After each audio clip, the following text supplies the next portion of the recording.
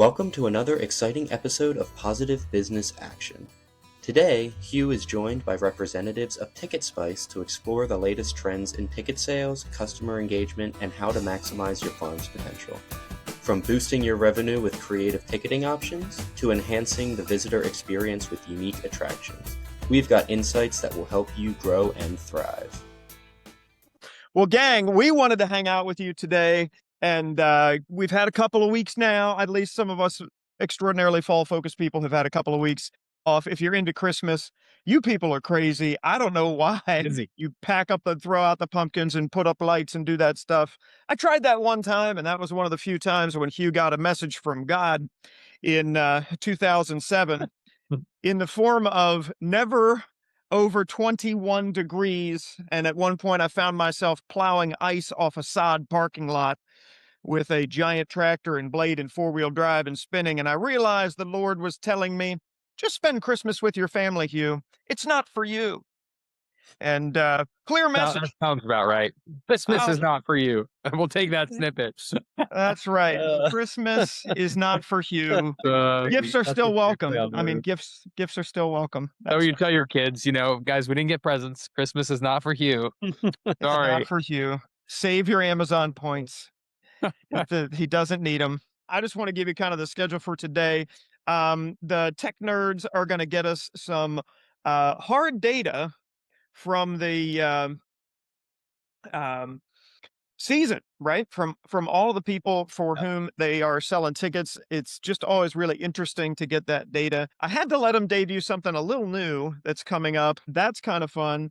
And then Brian is along as pure sidekick mode to just tell us a little bit about building ticket pages and kind of what they learned on structuring your ticket page kind of stuff from the season. And then after Nerdsville, it's going to get touchy-feely. We're going to get emotional. We're going to process our feelings from the season with your friend Hugh. There's going to be virtual air hugs everywhere, and we're going to try to get you some answers. It was just so fun to see everybody's questions. I got a couple, and I did a bunch of research on some of them, and then we're just going to throw it into the hot seat. This episode is sponsored by Agritourism Manager Bootcamp, one complete system designed to save you time, labor, and headaches. If you want smoother operations and stronger leadership on your farm, check it out now. But don't wait, registration closes Friday, February 27th. Visit agritourismmanagerbootcamp.com for more information. And now back to the show. Lessons learned 2025 in questions with our friend Hugh. Happy to be with you guys all today. Let's talk about some agritourism growth to get us started. Some of you guys might have gotten the teaser last week. We'll revisit this and we'll dive into a couple examples and case studies as to what we're seeing. So we'll show a few other folks that are on sale now for their Christmas events. And then Brian has a couple different examples of text messages and emails and other things that have really worked well for customers in the market. Some ideas for you guys around sales bumps that you can be doing today to drive some really good growth. So growth in 2025, year over year, we looked at the top 50 farms as far as volume goes in number of sales in our system. And we have some year over year studies for you guys. So in ticket growth, farms by size, top 50, from 24 to 25, they sold another 12.3% more tickets in 2025. And then what we also looked at was these same farms that were with us in 2023, 2024, and in 2025. And it's pretty exciting to see from 2023 to 2025, these farms, top 50 by size, grew by 42%. So big congrats to everyone. We're just moving up into the right people. And so we're really excited for all of you guys. There's several of you that are experiencing this today. So a lot of fun stuff. We also looked at the revenue. So the transaction volume that you all are processing and revenue that you're making by your sales. Same group of farms, top 50 by size from 24 to 25 grew by 17.9% in revenue. And then from 2023 to 2025, the same group of farms grew by 53% in revenue. So some pretty exciting stuff as to why people are growing. We have a couple examples here. So as a lot of you know, we talked about this a lot in January of this year. We really aim to be more of a complete end-to-end solution to help you guys think through how you engage, market, convert people before they even come, how to optimize that conversion to get the best bang for your buck, sell the most tickets as you possibly can. In 2024, we saw that 25% of everyone that visited a Ticket Spice page in agritourism converted and bought tickets, which was pretty awesome. We're going to talk to you a little bit about some more UI, user experience enhancement that you can be thinking about making. Brian has a few examples there. And then we want to help you kind of analyze, report, and then before they come, begin engaging that customer on site. We talk a lot about how are you marketing to people on site, upselling them different things. Hugh sold 7,000 lemonades last year, which is awesome.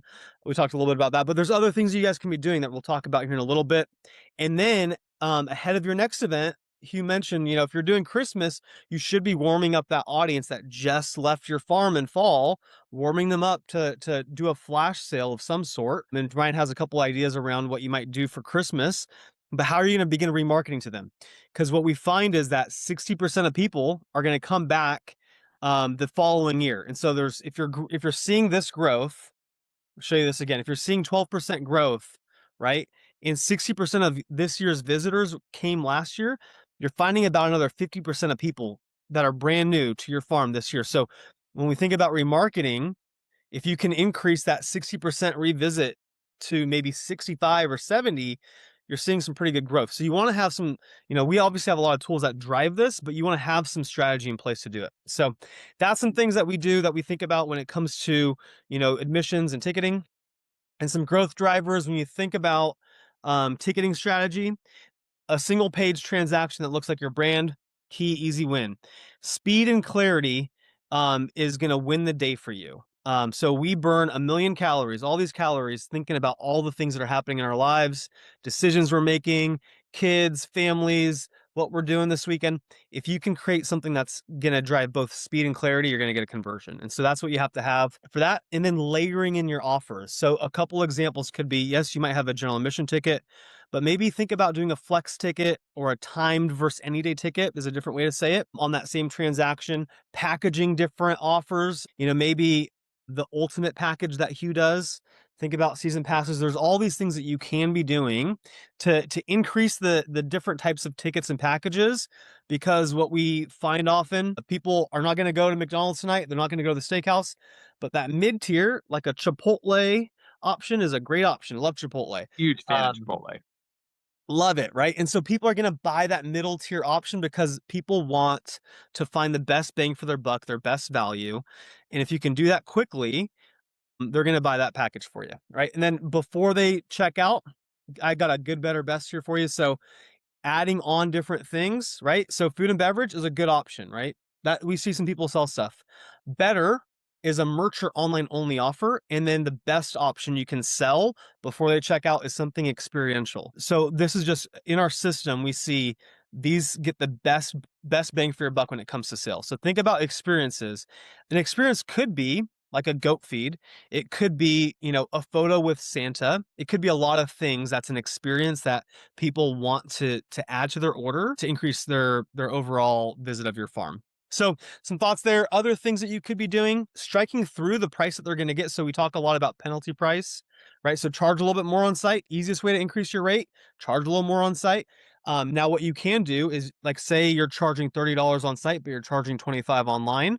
Keep the $30 on there, but strike it through and put 25. People automatically think I'm getting a great deal, and they're going to buy it. We'll talk a little bit about floating sales tags and pop-ups as well. Brian has a couple examples.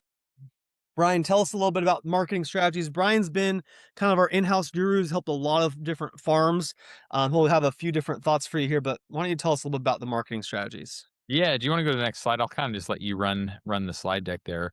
Yeah. So we're starting with some case studies. It's been an interesting year. So I personally kind of jumped in, worked with a couple of fall festivals, working with some holiday light shows, really seasonal attractions. And one attraction that I worked with this fall festival, they had all their different ticket types. It was not as much on brand as they'd like. And so we optimized their ticketing flow, and they had multiple ticket types in the process. So they were offering general mission and all these different add-ons and things. And so by optimizing the layout, step 1, step 2, step 3, changing some things around the ticketing page. One of the things that we saw, and then we actually ran a email campaign, drip campaign to lapsed buyers for a similar attraction that hadn't bought to this attraction yet. Similar as in a similar event that they ran. Sorry, this was a new event.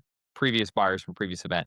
We're able to generate 114,000 revenue within 48 hours. That might sound like magic, but a lot of it was down to the conversion rate optimization. That incremental growth in conversion really did move the needle for them. They decreased transaction time by 20 seconds and increased conversion rate. Now, half of that did come from the email campaign, just to be clear on that we ran for them, but this was to their existing audience. I'm a firm believer on the marketing side. It's way easier to sell somebody that's already bought from you than try to find a new buyer. So Way cheaper too. What was that? Way cheaper too, right? Way cheaper. And So it's about copy, it's about language, and there's things you can do on the email side. I don't want to spend all the time get granular here. Hugh has PTSD just from the word email, I'm sure. We talked about that a little bit earlier, but it's just, I mean, email servers and how they track things, target things, spam filters, things like that. There are things you can do there that I'm happy to talk about offline.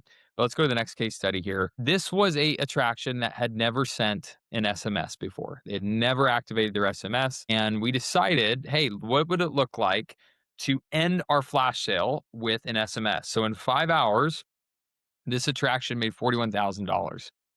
So in 5 hours, the final SMS that went out, they sent around 52,000 messages, and this was past buyers. Now, the key here was this was a time-bound offer that we displayed for them. And then let's go to the next one here really quick, Shadi. So this was another case study of a customer. And the reason we're sharing all these case studies is because these are just examples of things that you can do that really do drive revenue and real dollars and cents. Because I think that in the back of people's minds, a lot of times it's like, oh, I could do these little tweaks, but really we're going to add this attraction or do this thing. But by optimizing what you already have is where the gold is, because there's so much margin to be made with your existing audience, repackaging your ticketing, the way that you're laying out things and all that. So we enhanced this buyer, this attraction was having lower sales than they'd like for one of their add-on ticket types.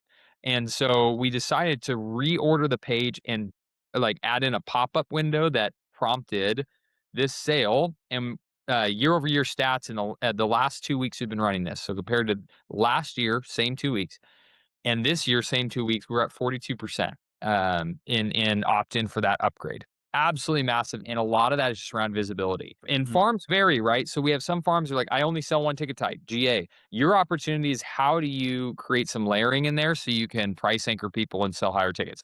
For you farms that sell 1 million tickets and you have to scroll half a mile just to get down them all, which is not many, but some do. How do you get visibility to your highest margin items and make sure that those are being included during the purchase process? So that's really, really important. When you confuse, you lose, right? Yep. If you confuse, you lose. And then your opportunity might be bundling and some of the different things that Shadi mentioned as well. So let's go to the next page here. This is one more case study for you. Flex day versus any day. So there's an attraction I was working with, and we're talking through, what would it look like to create a new ticket type? So they did that last year. They're like, okay, we're into a flex pass. So flex is the ability to reschedule. They were strictly date and time based because of capacity. They could not do an any day ticket. It just would not work with their attraction. However, we created a flex ticket where you get the ability to reschedule if you pay extra $5. So their first year running this, 14% of all ticket sales was this new ticket type at $5 more. Awesome, easy increase, right? You sold flexibility. This year, we added some UI changes, some of the pop-up that I mentioned, things like that. And they increased another 8%. So we're up to 22%. We're on pace right now. 22% of all sales are this $5 more flexibility option. Now, here's the thing. Buyers post-COVID, and I'm going to go a little tangent here. It'll be 30 seconds. I know we got a lot to get to. Post-COVID, buyers, they went to less, but they spent more, and they became way more last minute. They bought last minute. They purchased impulsively, but they spent more money. And so when you have buyers that do that, they're also going to want to have flexibility in those purchases. Hey, if I'm buying and I'm impulsive, I want to know that I could potentially go another day, or any day tickets, any day vouchers, things like that. So being able to sell flexibility to buyers to get that quick decision and impulsivity is really valuable, and people will pay for it.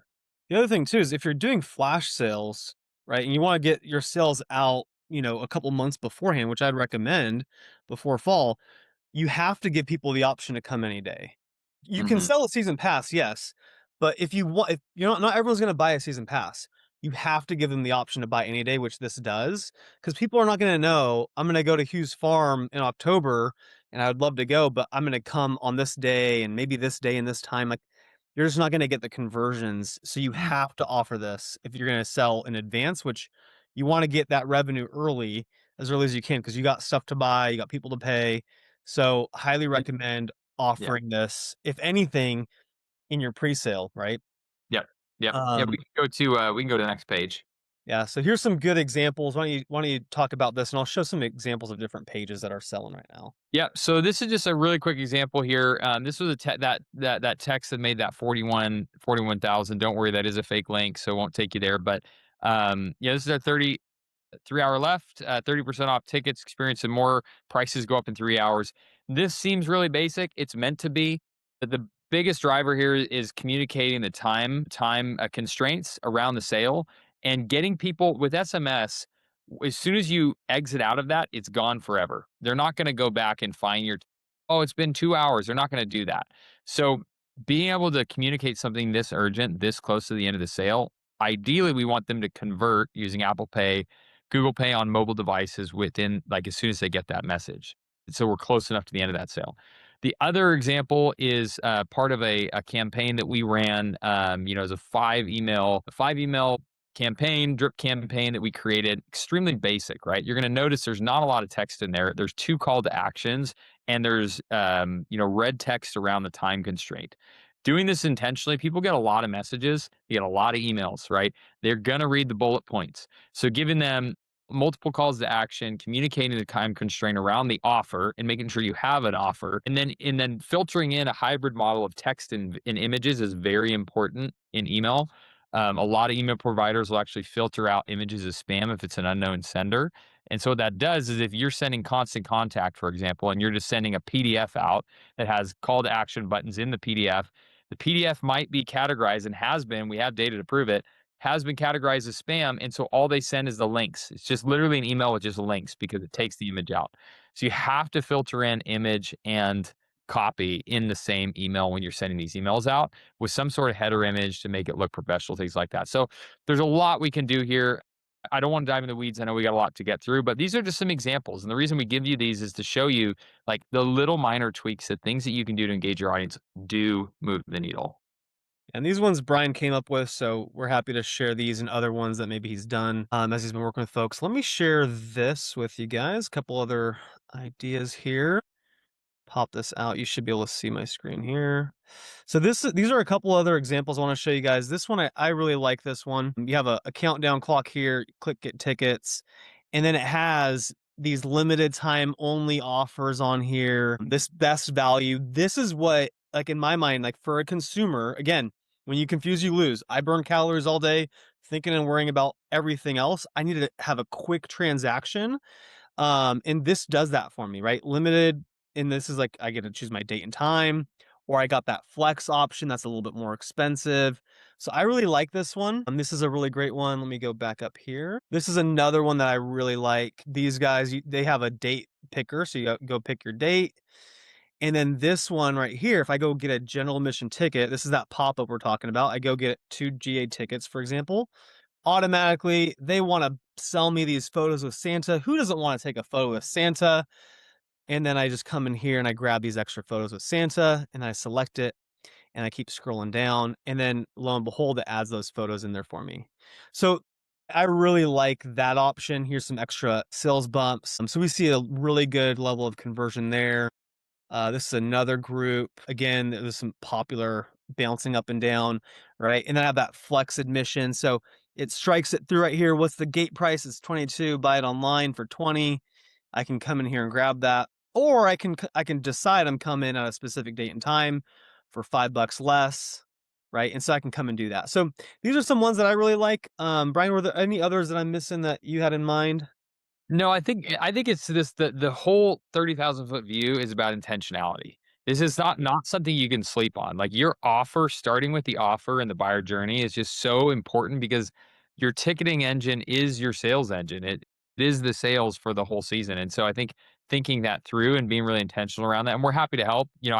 I told Chatty I'd meet with anybody that wants to talk through this and kind of do an audit of your guys' funnels and ticketing strategy and all that. But yeah, I mean, we'd love to chat and help think through this for you as you go into next season for sure. All right. I like it. One last thing, special announcement. So we really think about this whole end-to-end journey of the customer. Hugh, I'm going to go as quick as I can, I promise you.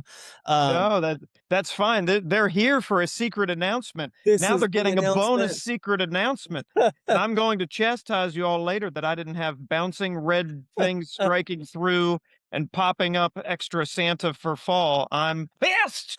So inside the system, we announced this recently. It's currently in beta, is getting launched soon here, but it's in beta. So if you guys do want early access, please feel free to message us. We'll get you early access to this.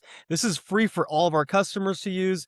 We just launched an ads manager solution that will help you launch ads to Facebook and Instagram directly through our platform, generate the copy, the content, everything utilizing AI, and track every dollar that you spend and every dollar that you make from every ad.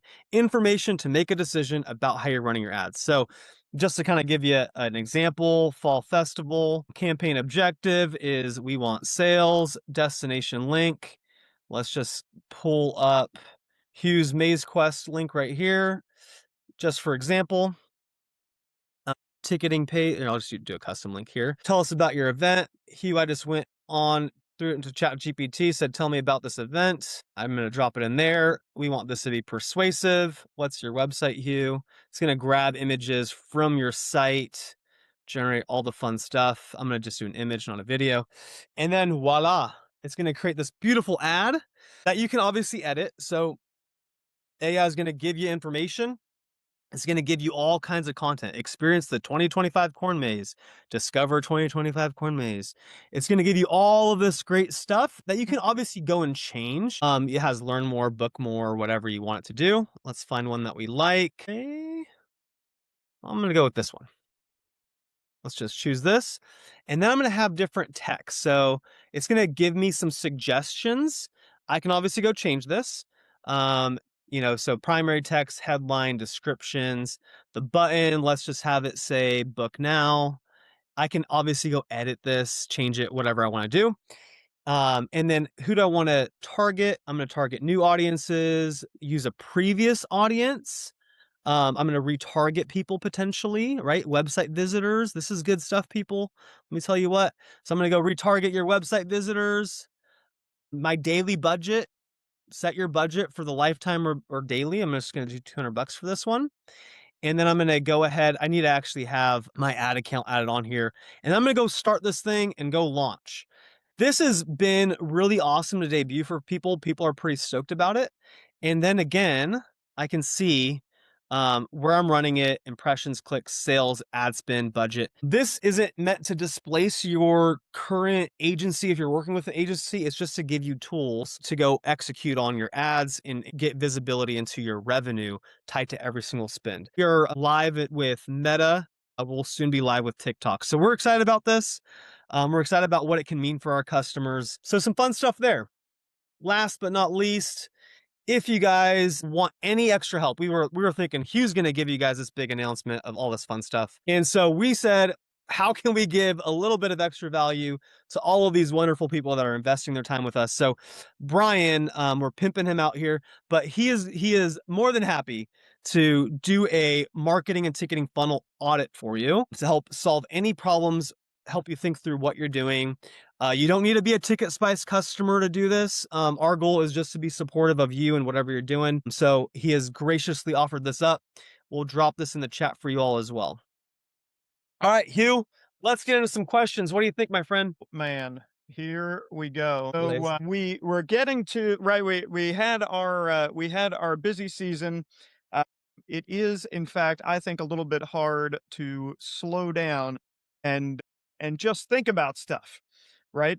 Through through the season, everything's right in front of your face. And now that we're about 2 weeks out, you can kind of zoom out and take that other perspective. And so we've got some questions here. Shadi, hit me with the first one. What's going on? All right. Pumpkin sales just aren't what they used to be. What do you And think, Hugh? well, I What think do you this think? is not going to be a big shock to a lot of people. It might hurt your feelings because a lot of us grew up in the pumpkin business, and pumpkins really came first. But I did a little research on this, and this is actually from Washington State. Janet's here, but Spokane. Sorry. Didn't mean to mispronounce that. People, and this was a news story, and I think we're all kind of feeling this trend, right? People aren't coming to buy pumpkins and then go home and make a couple of pies and can the pumpkin themselves and do all that stuff. They're coming for photo ops, and the news story was very focused on specialty foods and social media focused events. And I think we're all kind of feeling this, right? The jack-o'-lantern pumpkins, if you used to just grow, 10 acres of jack-o'-lantern pumpkins and that was the only one you did, man, it just isn't gonna do it anymore because people want to see 27 kinds of different pumpkins, right? And I think, if you snoop other people's Facebook pages, as I am known to do, if you all Snooping. look in your followings, you will find me lurking in there. And we see this is the case, right? And I think a lot of this was kind of pushed by the sunflower festival movement. We all kind of got into making props for sunflowers, and then like, well, I don't know, why not make props for fall? And Tully's over in the UK, I think, does a great job of this, where they have their pumpkin nights, and it's all about the lights and the mulled cider, right? Those specialty food items along the way, where you're going to get those pictures. And so, what should you do? I think the answer is raise your pumpkin price, knowing that you're going to sell fewer of them anyway. Raise your pumpkin prices. If you're doing a lot of acres and you're finding that you're just not selling that many, reduce those acres and stop working so hard and work on the mix and work on creating those special photo opportunities. In the last 2 years, we moved our pumpkin display. We made a whole new pumpkin display. We built a whole new pumpkin barn. This year, we stacked up spools and we had benches, and we pulled in our heart prop from sunflowers, and it is exactly on trend. It's what people want to do. What do we got next, Shadi? And All right. please, now, by the way, I don't want anyone to tell my wife this, but Hugh is not always right. So if you disagree, chat it out there, people. I'm happy for some rebuttals, but please don't tell Janine. Today's episode is brought to you by Maize Quest's Maize Catalog, helping farms create unforgettable corn mazes and stronger agritourism businesses. Join the funnest group of farmers in the world at maizecatalog.com. And now back to the show. All right, what do we got next? I'm shocked. I'm shocked. People have no respect for farm property. What to do about it? Tell us, Hugh. Everyone's blood pressure. Like, take some CoQ10, baby. Get that blood pressure back on solid ground. People have no respect for farm property. What should we do about it? Well, I did us a little research here, folks. It's not just us. So check this out. This was from a 2025 review of hospitality.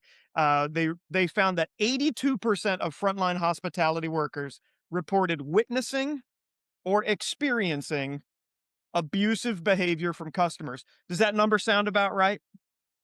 At some point, right? Another one from Australia found that 70% of workers had encountered bullying, harassment, or abuse, with customers being the perpetrators. In fact, they're now studying this. They call it CI, which is customer incivility. How do you like that? Customer civility is frequently used. We're all very customer service oriented, right? So we want, the customer's always right. Like, you got to do what you can. Right? But this just builds, they say that phrases like this underline the importance of the customers and undermine the employees of the organization as they place them subordinate to customers, and customers will wield that power in uncivil behavior towards employees. We are not alone, right? It's crazy. It's crazy, right? But so I went looking around, and this is really small, and I typed it out here so I could read some for you. But this is from Mike at Waldvogel's farm, one of the coolest in Wisconsin, probably in the whole country. And I just love this sign for a couple of reasons. A, it spells out for you and your team exactly what is expected of the customers. And it spells it out for the customers too. But I think it's just as important. Any of my agritourism manager bootcamp people out there, I think it's just as important that you spell this out for for the people who work for you, right? I want you to listen to some of this here. All right. Violence in any form or threats of violence is prohibited, right? And then it goes on from there. Theft, damage, property damaging, blah, blah, blah, will not be tolerated. Sexual language or conduct, explicit use of sexual language or engaging in any kind of sexual activity or blah, blah, blah, right? They just spelling it out. And I think that's great because if there's ever a problem, you can refer them to the sign. And if you have to call the police, you can refer them to the sign and then judge their behavior against it. I think this is genius. Genius, Waldvogels. So well done, you. Why not spell out your own? It's not that hard. Not that hard. I mean, you got to sit down and write it, or you can copy it from Waldvogels. It's pretty good. I hope I can say that, Mike. But in any case, I think thinking about this code of conduct for your guests is very important. Some of the things in here I like, and we have had as part of our corn maze introduction video since literally the very beginning. And the one that I think is just the gateway to problems is inappropriate language, obscene language, gestures, slurs of any kind, aggressive or vulgar, shouting, name calling, or swearing. Right now, we say foul. We have the guests repeat, "I will not use foul language" before they go into the corn maze. Why? Does it mean I'm a church going man? I can't stand to listen to them curse words. No. But what I'm telling you is they are the gateway to worse things happening. And so I really like spelling this out. Spell it out with your employees. And please, if you're a boot camp person, don't use foul language with your employees, around your employees, because they can't turn it off. I know people don't read signs, Mike, but that's not the point. Okay. The point isn't that they don't read the signs, right? The point is that the sign is there, right? Notification is the most important thing when it comes to insurance, when it comes to the cops, right? And when it comes to people, do I want my kid to work here? Well, this is the code of conduct. And they're not going to let these things happen to my kids, right? That's extraordinarily important, whether or not people read signs. We all know they can't do that. We know they can't park their cars. We all know that, but that's just the cost of doing business. Okay. I think it's still very critically important that you take care of your people and that you take care of the code of conduct for this kind of stuff. All right. Yes, people who are obnoxious, Sharon, you can tell them this farm's not for you, right? And you only have to do that once and it makes a huge impression on your staff. When you say, I'm willing for these people to write me a 1-star review and I'll give them their money back and they can go home because I don't want them. That's not who I want here, right? That makes a big impression. So it's a little more than just posting a sign. Again, Waldvogels, I did not come up with this. Great job, guys. What else we got? All right. Living with more gratitude for this chaotic life. How do we do it? How do we do it? I got great news for you. And so I did a little research on this too. Okay. Gratitude is so old. It's biblical, people. It's in the Bible. And it's not just in the Bible. It's in every single religious text. Now, here's the reason why we all get so flustered and frustrated and burned out about everything. It's because our primitive minds, remember, we're in a digital age functioning with caveman reflexes, okay? Our primitive minds focus on threats. And True every story. time we overload our plate, we work too many hours. How many put in some 18s this season? You can just put your hands up in the chat there. I know you did, right? Every time we overwhelm ourselves, we reduce our executive function and we revert to caveman, the lizard brain, and that puts us in fight or flight. And that means that we have a threat focus. The only way out. Now, the good news is there's only one person in the world that you can control, and it's you. You'd love to be able to control a lot of other people, but you can't. You may think you can, but you can't, right? I have a I three love three this and a half question. year old. I have a three and a half year You old at can't home, control your 3.5. and it's so hard. I don't know, Hugh. I just don't know. It's not gonna happen. It's not gonna happen. Great news. It's not gonna happen, right? Oh, You can put guardrails around people. You can give them every chance to be successful, but you can only control yourself. And here's the deal. How do we live with more gratitude? You just start saying thanks. And you don't have to follow Jesus to do it. Okay? This isn't a religious sermon.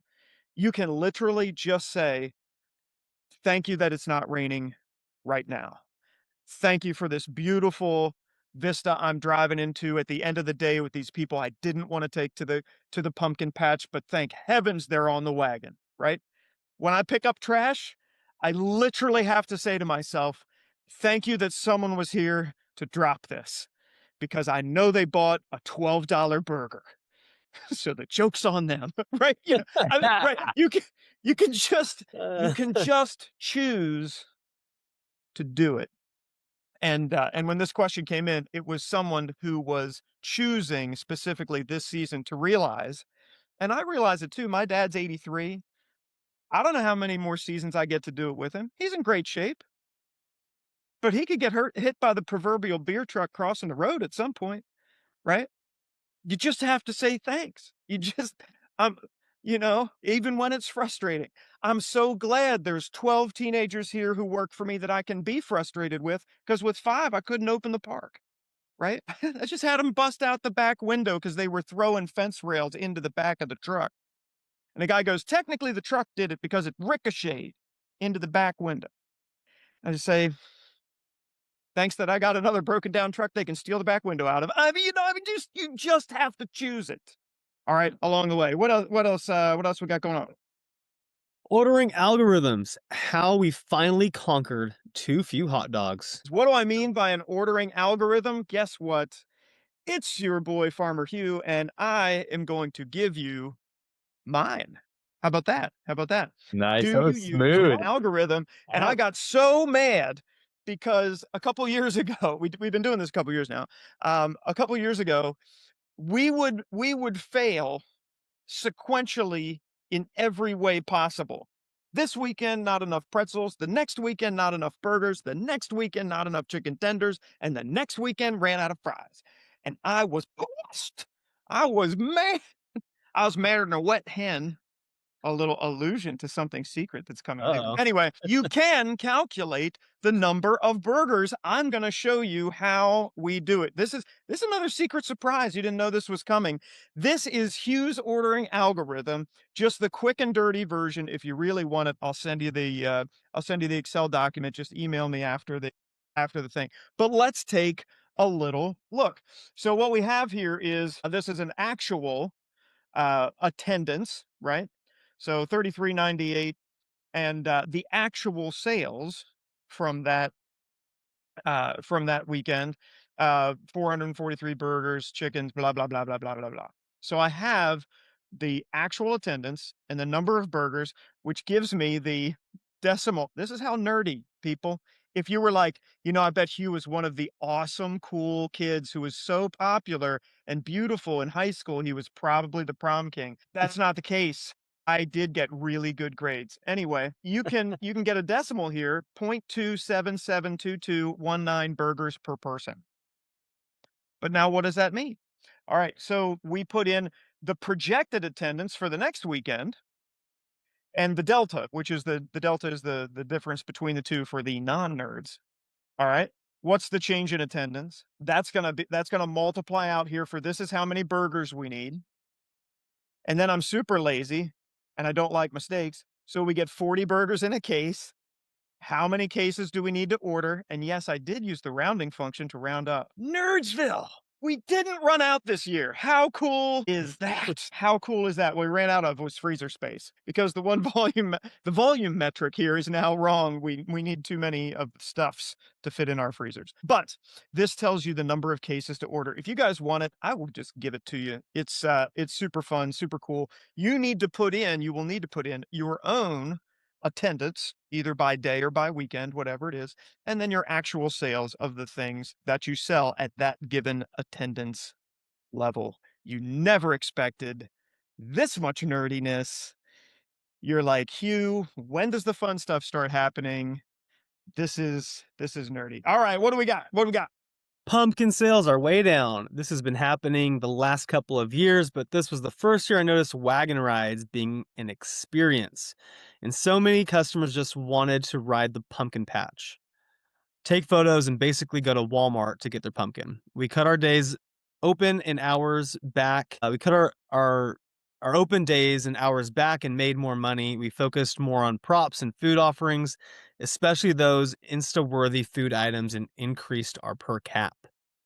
Yes, yes. So think of how many trends are in this at once. Again, we're kind of reiterating that trend of pumpkin sales down, experience sales up. What I like about this one is we cut our days open and our hours back.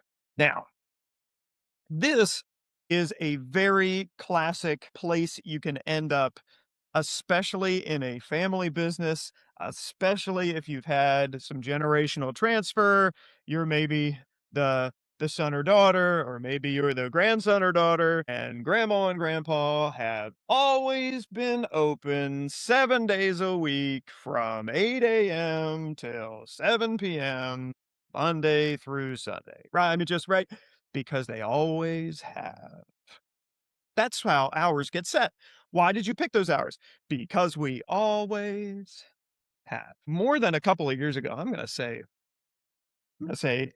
5, 6 years ago, I got tired of it because I don't know about you, but I'm sort of allergic to payroll. And it kept coming week after week. And we just took a hard look at it. I am a huge fan of cutting your hours and cutting your days. Now, how have we done it? So we used to be open from August 1st, Friday, Saturday, Sunday, all the way through the end of November. Friday and Saturday, 10 to 10, even though it didn't get dark until like 9:15 in August. I mean, genius people, because that's how we started, right? Genius level. So then we cut out the couple of weeks of August, cut them out, got down to we opened Labor Day Saturday. Then we looked and we were still Friday, Saturdays, we were doing all that stuff. So we cut out Fridays in September because we weren't profitable on those days. It didn't matter that we were open that many days. So we also were kind of not profitable in those first couple of weeks of even just Saturday and Sunday of September. So we threw in a wine your way out event. And now we're more profitable in those 2 nights from 5 to 9 on 2 nights than we were for 3 weeks in September. Crazy town, crazy town. Then again, we cut out Fridays the whole way until the last Friday of September. And that last Friday of September, my wife and I go out to dinner. It's called Final Friday. So we go out to dinner because it's the last Friday when she'll ever see me. And then we go out to a big fancy dinner. And then I think she rejoices because, less me along the way.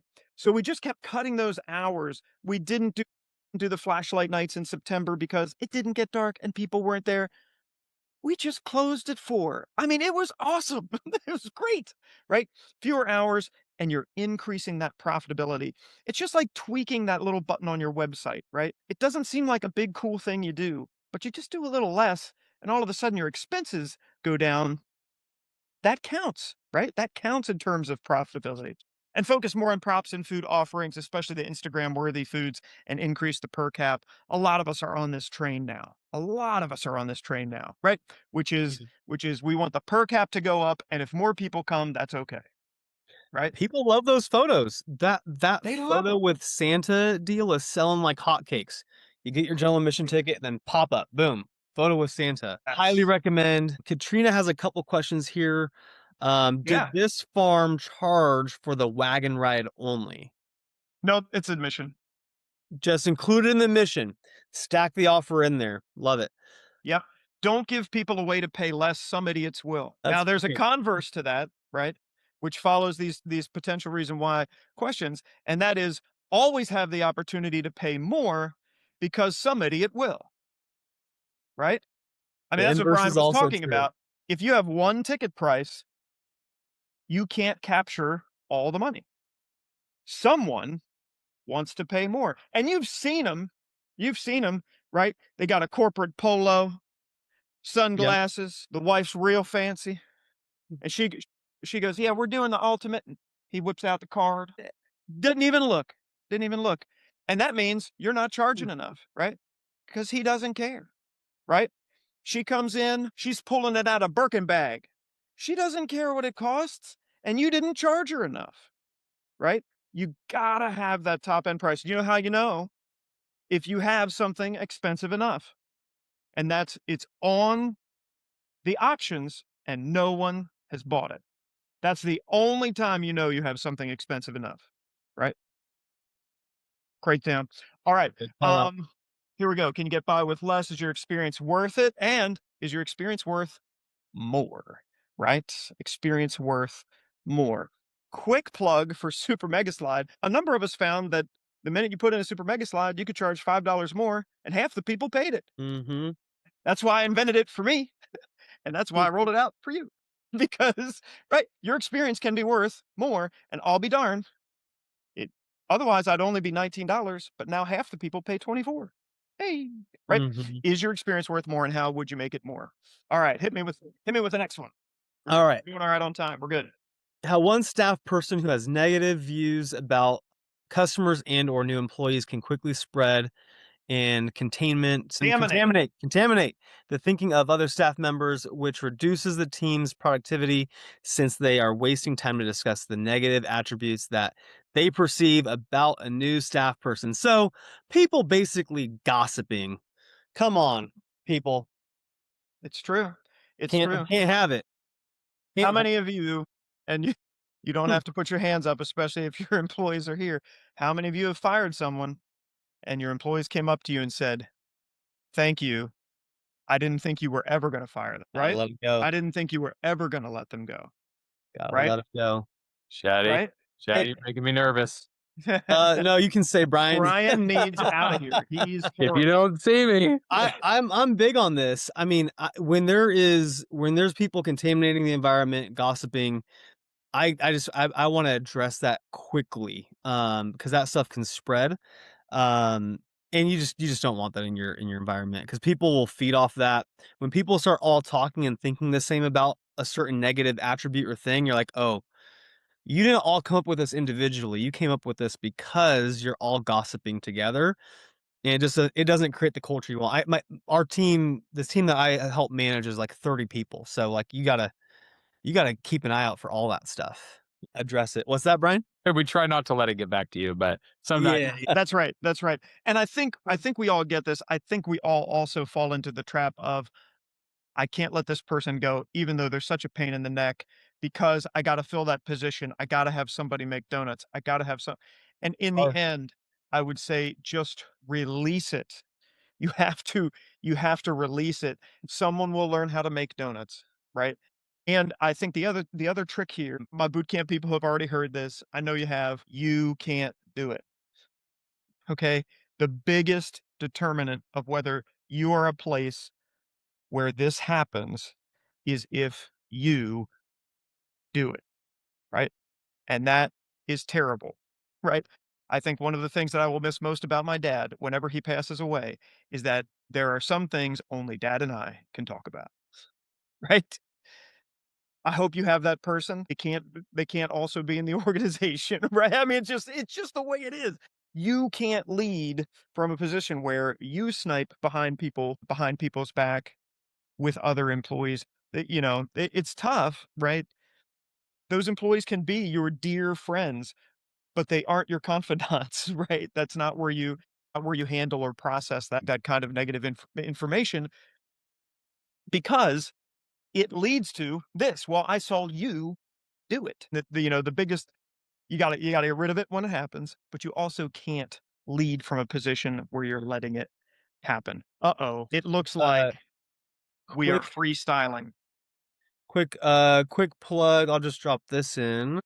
This is a course that I did with some of our managers. I'll just share it with you guys here. If you've ever heard of Crucial Conversations, they have a couple courses for Crucial Conversations, Crucial Influence. If you do have managers, it's really good to kind of embed that in the culture from the leaders that you guys have.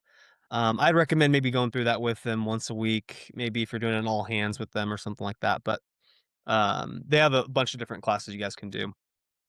Let's freestyle, people. Let's freestyle. All Let's right. see what So we got. this is your chance. If there are any more questions you'd like to go over, and then we will have the grand announcement. But don't let that stop you from Other questions. other Okay, questions. Katrina How had are you? one that we didn't get to Yeah, go ahead. earlier. It was, how are you estimating the number of attendees? I think she was talking about your algorithm. How are you Yeah, for estimating? sure. How are you estimating the number of attendees? This is where it just pays to have historical data. It also pays to have your online ticketing numbers. How are sales going? How many people are left? One of the things that I haven't worked in there, and I think Wickham's might have actually worked this in a little better. I don't know if they do any processing off of it, but we have started to track it. We just haven't figured out what to do, and that is keeping the weather data by day next to the attendance and the sales. So I haven't figured out what the factor is of 10 degrees up, 5 degrees down, chance of rain over 30%. I have not factored all of that in yet. Might be some chat GPT when I'm just sitting by the fire Yep, with yep. my hot chocolate Yeah, or download. You scotch. could easily download those things. ChatGPT is a great resource if you want to analyze. TicketSpice gives you some analytics as well to see your sales for certain windows of time. So you go Mhm. back, last year, this weekend, how do we do?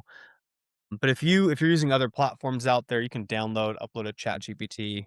It can tell you all kinds of good stuff. Yeah, and it might be able to figure out that those factors for you. In general, we have been at it a long time, so we kind of know. But also things like deal sites, like if you're doing a Groupon or a local flavor or a clip, and you know how many are still outstanding, right? How many have sold this week and how many are outstanding? That's another one that we kind of use to estimate how we're going there. Love it. Love it. Oh, what are some upgrades for tickets? How about that? How about that? So yeah, there are a number of upgrades. As Shaddig was saying, he's got them in kind of three categories, right? Food, merch is kind of the best. Food's the good, merch was the better, and experiences are the best. Why? Because they're the highest margin, right? So for us at the home park, the $5 add-on for unlimited super mega slides, that's a great little add-on. For our Wine Your Way Out, the number one add-on is a pretzel buddy, and that's a giant Bavarian pretzel with any two drinks you want for 25 bucks.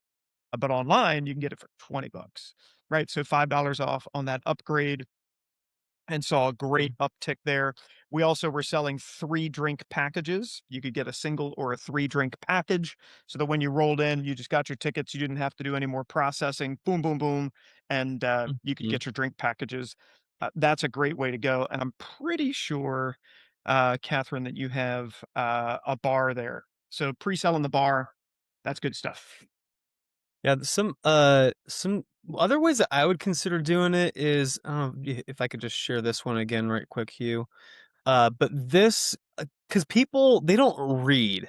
They really browse, and if you can just throw in things like this to kind of give people an idea of what's coming with this. Now, this is a big winter festival that Mhm. is at a fairgrounds, but they have all of these other exclusive and platinum and ice skating and things like that. And this is it's kind of nice because as a consumer, I can just see this and say, oh, this is includes everything else and this ice skating thing and this thing. So it kind of gives you an idea of what you might want to, how you might want to lay out those different experiences. I like doing it in the ticket as well, Hugh, just because it's easier, less friction. It's easy for the customer just to click and add it. And they're off to the races. They give you their card and then boom, you're good to go. And if they're going to do that, side note, I would display the value of all the inclusions. So if you're going to bundle something together, show them what it's worth and then show them the price, like valued at X amount for two, general mission ticket plus a pretzel buddy plus whatever it is, whatever the pass is Mhm. type or is called, and then that way they can kind of see what they're getting through the bundle. And I think that's been really powerful for some people I've worked with. Yeah. So Catherine's asking there, what do they get when they scan their ticket in? We went to Vistaprint and we just printed little square. They're technically business cards, but we just printed beautiful little coupons. Michelle did all of that for the Pretzel Buddy. And so once they get scanned in, they get their wristband. Boom, we hand them that coupon. They don't have to do any more transactions. They Mhm. just hand that in. Boom, we get them the Pretzel Buddy with the drinks of their choice. Yeah, I like that option too. Just less friction points for the customer is gonna be a win for you and them. Beth is dying. She wants the announcement. This is why she Here we go. came. This is why she came. Yes, enough fixing people's businesses. What is going on? The moment you've all been waiting for. Thanks, Beth. Excellent segue. Excellent segue. So there we go. The moment you've all been waiting for. What is this attraction? We tested it all season this year so that we could know what was going on. I cannot wait to show you guys. Hopefully this video is going to play because the new attraction for 2026 is for you. It's not only a great game for your guests, a little challenge and competition, but it's also a crazy with kids pushing those giant eggs around the course, trying to fit them through the egg-shaped hole at the end, and having the clever little chickens pluck as the winner is announced. Now, the Hen House Hustle takes up a very small footprint. It doesn't need any staff to operate, and it gives you a wide age range. With the sheds, the nets, the eggs, the audio system, everything included except for those 4x4 posts. It's an easy install with a small footprint. Get the Hen House Hustle this year and get your guests a exact. That's right, folks. It's the Hen House Hustle, which is coming soon to many The Hen farms House Hustle. near you. Boy, now I hope it was worth it after all that buildup for Miss Beth. But the guests are going to roll these giant eggs through the obstacles and you get a ton of stuff. But why? You guys all loved the super mega slide. I totally get it, but you do have to staff it, right? So you asked for an attraction with no staff. If you noticed when they got done rolling that egg, boom, it rolls right down to the guests for the next guest to go from there. Small footprint. This thing is only 25 by 35 feet. If you'd have big attendance, you can, of course, get 2, 3, or 4. It's got a wide age range. So even the little kids, we found this, they'd go in there and try to move the egg, and mom's just snapping pictures like crazy while she's, helping them move it. And the silly audio is included. So when no one's playing, it actually just sits there and clucks. And then as you go into the sheds, then then it triggers the bark, and it triggers the winner, right? Even a solar option is available if you can't get 110 to the area. What is included? I know all of your questions. What's the weight of the egg? There we go. I knew it was coming. It's 40 pounds. So we tested that. We tested out 3 different egg weights along the way. So we have the sheds built right here in Pennsylvania because we're in Amish country. The chicken run course nets, all of those come as panels, all the attachment to go in there. The 2 fiberglass roof chickens, as I like to call them, they are included. A white egg, a brown egg, right? Because you got to have 2 teams. 2 egg-shaped cutouts. So all you got to do is mount that to the 4x4 posts. All the ramps, the Hen House sign package, including the handmade sign in the middle that says Hen House Hustle, and then the audio system is all included. So the henhousehustle.com is where you can check it out. Why? Because it's new, people. It's new and it's chickens. Chickens are ridiculous and people love chickens, and you already have goats. So you need the chickens and giant eggs. I have 10 that are going to be available before Easter. You can save on taxes here at year end.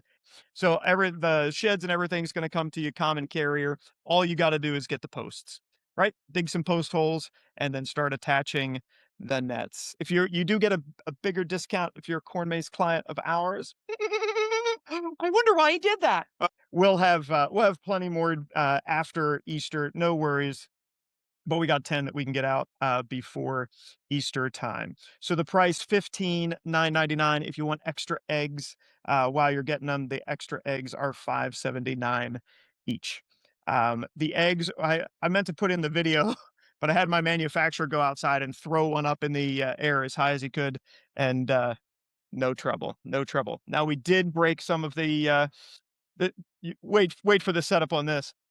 We did break some of the prototype eggs because if you're going to make an omelet, you're going to have to crack some eggs. Oh, Shoot. It is exactly oh, what you were looking for, I bet. How long to roll through? Okay, great question. So the throughput on this, basically, you are under 30 seconds for a roll. And especially if you have two siblings racing, you are under 30 seconds for one person to go through, right? And that's where you want it. You do not want a big, long, multi-minute challenge with this. You want to roll, roll, roll, roll, roll. Cool. You loved it. You get to do it again. That's fine. Just get back in line. The way we designed it actually is when you roll through that egg-shaped hole and it goes down the ramp right back to the start, the guest can't get past there. They have to go around, which means the next people have already started. So the throughput is all designed in there. Yes, we took extra special care oh, designing it. that's awesome. That's right. Oh, and I'm so bad. I'm so terrible at Yes. secrets. I've been walking on eggshells around here. Oh, it just doesn't stop. The fact that we still have 59. It's not going to stop. And I That's will, awesome. in fact, provide anyone who gets one of these, I will provide you with a giant list of egg, chicken jokes, you know, some real nuggets. Is this audio on Bluetooth? Audio is not Bluetooth. You plug it in, it comes with the speaker, comes with the motion sensors and the little mini show controller. It's all included. Awesome, awesome. 2 lanes is 1 purchase. So the unit that you see here, that counts as 1. If you have a lot of capacity and you need 2, you can put them back to back. You can put them side by side and line them up. Or if you get 4, you can of course make like a block of 4, and then you could have, 2, 4, 6, 8 people all at the same time rolling eggs if you need the capacity. So yes, 2, the little shed, the yellow and blue shed, and 1 white and 1 brown egg are included with the package. And of course, you save if you get more than 1. So yes, the Hen House Hustle, it's official. I can finally stop trying to keep a secret, which I'm terrible at. Which might be why my wife married me. She just knows there's no secrets from that guy. All right. Any questions about the Hen House Hustle? I hope this has been fun. I hope you've learned some nerdy ticketing stuff. I hope you learned some from these lessons that everybody else was sharing with us along the way. In the end, we really just want to be useful. Yes, of course, silly and chickeny good fun. Excellent. Brunch. Oh yeah, you know it. You know it, people. You know it. All right. Wonderful. Well, hey, thanks so much. Shaddy, thanks a bunch. Brian, thanks for being a super nerd. We love you. And thanks everybody. We'll just give a holler if anything. We'll check in. We'll talk with you soon. It's our great pleasure to do it. All right, gang. All right. Thanks all. Thanks, gang. Yeah, everybody. Bye. Thanks for tuning in to the Positive Business Action Podcast. We hope you enjoyed, and we'll see you next time.